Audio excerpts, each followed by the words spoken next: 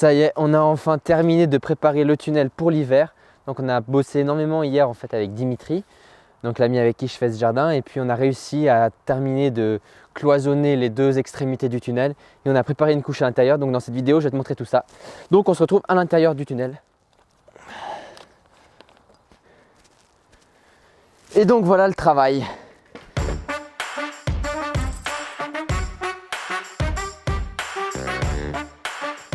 Bon alors c'est encore un peu le beans parce qu'on a laissé des affaires traîner dans les chemins.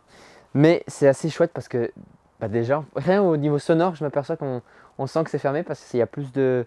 c'est plus confiné disons. Et puis il fait plus chaud aussi. J'avais déjà fait une première vidéo en fait dans laquelle je parlais un peu du tunnel. Et j'expliquais justement qu'on devait fermer encore les côtés. Et donc voilà, maintenant c'est fait et on a construit ça hier. Donc c'est une couche qu'on va pouvoir enlever en fait au printemps quand on n'aura plus besoin de ça.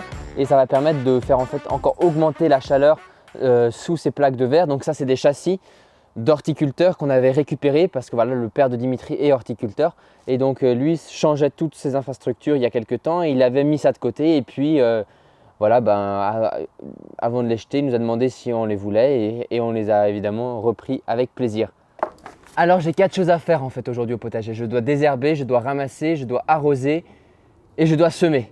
Donc ça va être quelque chose d'assez dense, mais comme ça tu peux voir aussi qu'en fait au potager en hiver, alors effectivement il faut avoir la chance d'avoir une serre. Mais là je voulais te montrer ça en vidéo parce que je suis vraiment content finalement de pouvoir cultiver, continuer de faire du potager l'hiver sous serre. C'est la première année qu'on peut faire ça parce que les autres années c'était resté ouvert et donc on n'avait pas eu la possibilité de faire pousser nos légumes. Alors c'est sûr que c'est pas avec ça que je vais faire ma tonne de légumes, hein.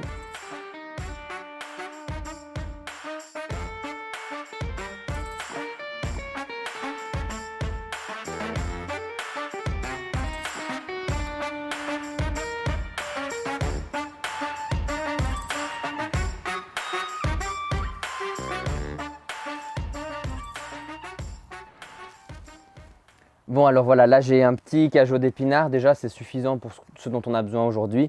Je vais laisser les autres grandir un peu. Et maintenant on va passer à ce grand caisson là, qui fait 8 mètres de long et sur lequel on a mis des châssis.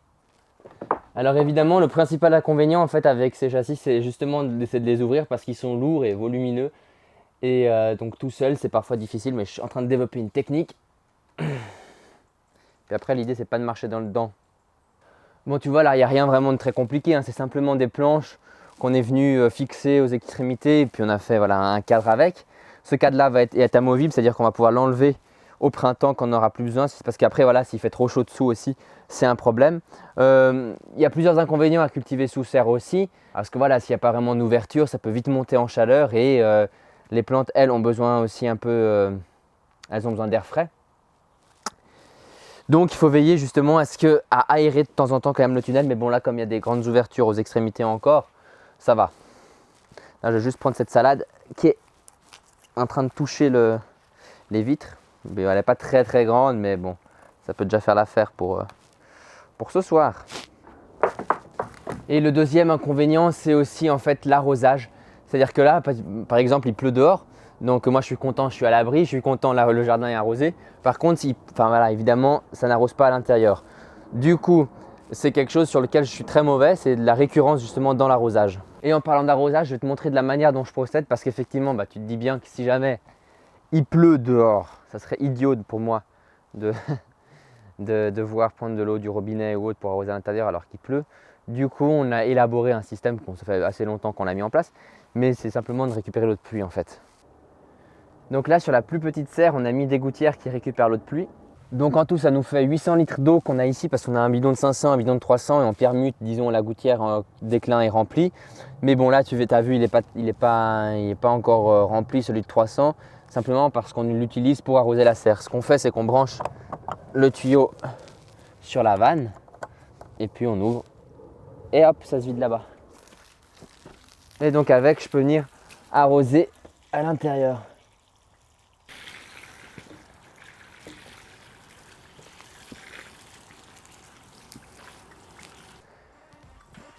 Et donc là on a préparé le sol pour pouvoir semer justement des épinards.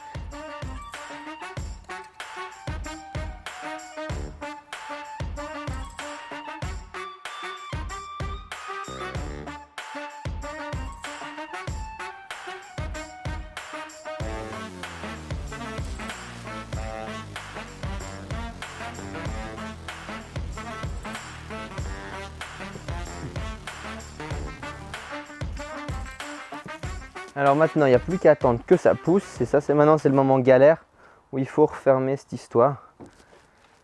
Un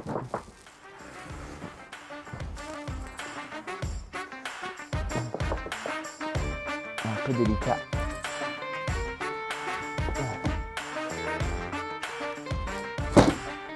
Voilà. Il faudra vraiment que je trouve un moyen d'améliorer ça. Alors voilà, la mâche est ici, donc je dois aussi la désherber un peu parce que tu vois, il y a du mouron qui pousse. Alors le mouron, on peut aussi le manger. Et en fait, bah voilà, bah, ici d'été comme hiver, hein, il n'y a pas que les légumes qui poussent. Même les plantes indésirables poussent. Donc il faut quand même qu'on régule un peu tout ça, sinon eh ben, la mâche elle se fait envahir. Et c'en est fini pour elle. Donc là dans la serre, on a maintenant des épinards, de la mâche, de la salade, des oignons. Est-ce que toi tu as des choses à me conseiller en fait que je peux planter? Donc j'ai vu peut-être éventuellement des pois mange-tout ou des fèves. On va essayer de planter aussi des patates un peu précoces parce que là on a la possibilité de le faire. Je voulais vous remercier en fait toutes et tous parce que du coup dans la dernière vidéo, donc je ne sais pas si tu l'as vu ou pas, celle sur l'hôtel à insectes, j'avais annoncé que j'avais sorti mon film en DVD, puis en fait vous avez été très nombreux à commander le DVD, donc je vous remercie pour ça, ça me fait vraiment très plaisir. Si tu n'as pas vu l'autre vidéo et si je t'en ai pas parlé dans d'autres vidéos, en fait j'avais fait un film quand j'avais 17 ans et du coup voilà, maintenant le film est sorti en DVD, donc j'avais fait une petite annonce dans la vidéo précédente pour dire que voilà, il était disponible en DVD et que vous pouviez le commander si vous le souhaitiez. Donc n'hésite pas à laisser un pouce bleu sous la vidéo, à la commenter, à la partager. Dis-moi aussi en commentaire comment toi tu t'y prends pour cultiver des légumes l'hiver, que ce soit sous serre ou en extérieur. Peut-être que tu as des astuces aussi pour cultiver les légumes en extérieur. Et donc sinon, moi je te dis à la semaine prochaine pour une nouvelle vidéo. Merci d'avoir regardé cette vidéo jusqu'au bout et à bientôt.